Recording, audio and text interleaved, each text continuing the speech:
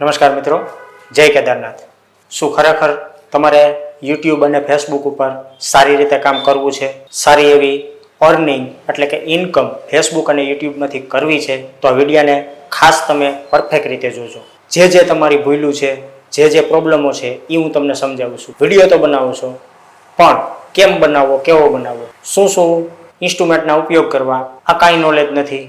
Plus તમે Facebook અને YouTube ઉપર ગમે એવો કચરો જમા કરી દો છો, એના કારણે તમારો વિડીયો વાયરલ નથી થતો, વ્યૂ નથી આવતા, એન્ગેજમેન્ટ નથી વધતી કે નથી તો તમને ફોલોવર કે સબસ્ક્રાઈબર મળતા। સૌથી પહેલાં તો વિડીયોની અંદર હું સંપૂર્ણ માહિતી આપવાનો છું કે કેવી રીતે તમારે કામ કરવાનું। તો જો આ વિડીયો તમને પસંદ આવે તો વિડીયોને લાઇક કરી દો, વિડીયોને શેર કરી દો અને મારી આ ચેનલને સબસ્ક્રાઈબ કરી લો, કારણ કે આવા જ એજ્યુકેશનથી ભરપૂર વિડીયો દરરોજ હું તમારા માટે બનાવતો રહીશ।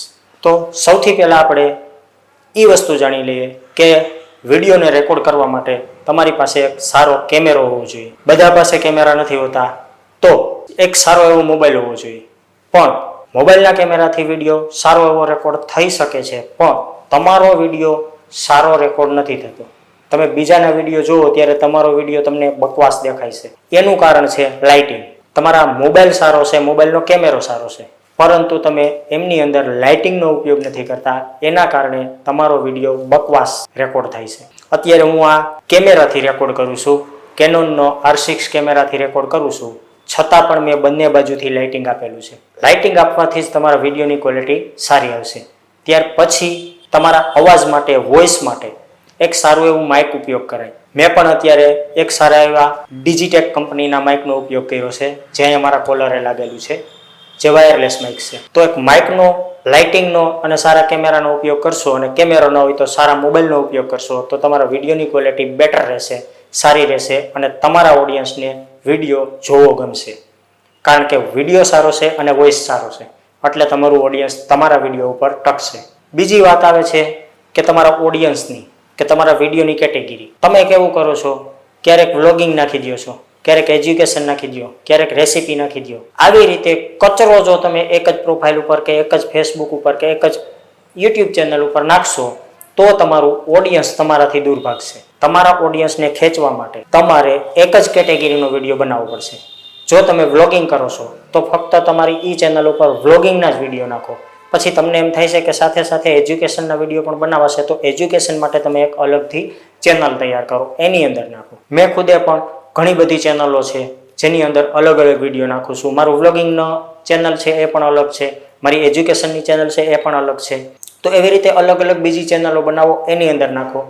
એક ચેનલ ઉપર કામ કરો છો તો એની અંદર એક જ ટોપિક ઉપર કામ કરો, જેથી કરીને તમારું ઓડિયન્સ તમારા સુધી ટકી રહે। અને તમે જ્યારે વિડીયો અપલોડ કરો છો એ વિડીયો અપલોડ કરવાનો પણ એક ચોક્કસ સમય રાખો। માની લો કે તમે બપોરે 10 વાગે, દિવસના બપોરના 10 વાગ્યાની આસપાસ વિડીયો નાખો છો તો પછી એક્ઝેક્ટ 10 વાગ્યાનો સમય જ તમારો ચોક્કસ રાખો, જેથી કરીને તમારું ઓડિયન્સ 10 વાગે તમારો વિડીયો જોવા માટે હાજર રહે। ત્રીજા નંબરની વાત આવે છે કે વિડીયો નાખવાનો સમય છે એની સાથે વિડીયો નાખવાના દિવસ પણ નક્કી કરો। કોઈ દિવસ એવું બને કે તમે એક સાથે 5 વિડીયો નાખી દેશો અને કોઈ દિવસ એવું બને કે એ દિવસે તમે વિડીયો અપલોડ જ નથી કરતા, તો એવું ન કરો। તમારી પાસે માની લો કે 1 મહિનાની અંદર માત્ર 10 જ વિડીયો બનાવવાનો સમય છે તો એ 10 વિડીયોનો સમય નક્કી કરો કે ભાઈ આ તારીખ, આ તારીખ, આ તારીખ। એક દિવસમાં એક વિડીયો જો તમે બનાવી શકો છો અને કમ્પ્લીટ એડિટ કરી શકો છો તો દરરોજ નાખવાનું રાખો। માની લો કે તમે 3 દિવસે એક વિડીયો બનાવી શકો છો તો 3 દિવસે જ એક વિડીયો ચડાવવાનું શેડ્યુલ બનાવો।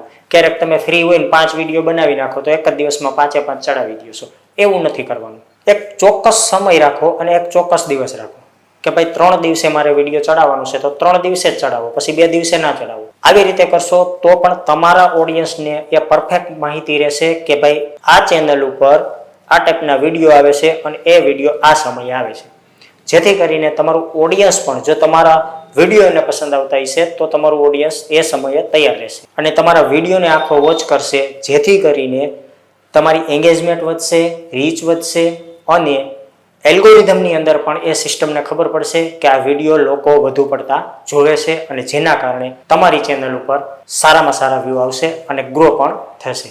તો કોઈ પણ પ્રકારનો કચરો ચેનલ ઉપર ના નાખો। એક ચેનલ ઉપર કે એક ફેસબુક એકાઉન્ટ ઉપર માત્ર ને માત્ર એક જ કેટેગરીના વિડીયો અપલોડ કરો, જેથી કરીને ઓડિયન્સ ચોક્કસ ટાર્ગેટ ઉપર રહે અને તમારો ફેસબુક પેજ હોય તો ભલે કે યુટ્યુબ ચેનલ હોય તો ભલે સારી રીતે ગ્રો કરે. તો બધું મળીને મિત્રો વિડીયોની ક્વોલિટી સારી રાખો, વિડીયો સારી ક્વોલિટીમાં લઈ આવવા માટે લાઇટિંગનો ઉપયોગ કરો, ઓડિયો તમારો સારો લઈ આવવા માટે તમે માઇકનો ઉપયોગ કરો, તમારા ઓડિયન્સને પકડી રાખવા માટે ચોક્કસ સમય અને ચોક્કસ દિવસનો ઉપયોગ કરો કે એ દિવસે જ અને એ સમયે જ તમારે વિડીયો અપલોડ કરવો. જો આ પરફેક્ટ શેડ્યુલ તમે કદાચ 1 મહિના સુધી કન્ટિન્યુ રાખશો તો ચોક્કસપણે તમે પણ જોશો કે તમારું ફેસબુક એકાઉન્ટ હોય કે તમારું યુટ્યુબ ચેનલ હોય એ પરફેક્ટ રીતે ગ્રો થશે.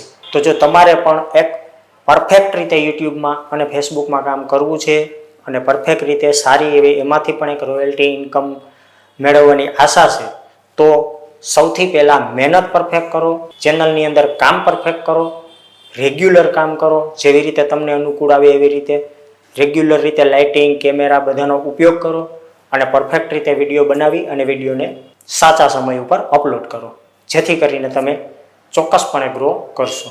ચાલો હવે આપણે કોઈ નવા વિડીયોની અંદર ફરીથી મળીશું નવા જ એજ્યુકેશન સાથે. ત્યાં સુધી બધાને જય હિન્દ, જય ભારત. સાવધાન રહ્યો, સુરક્ષિત રહ્યો.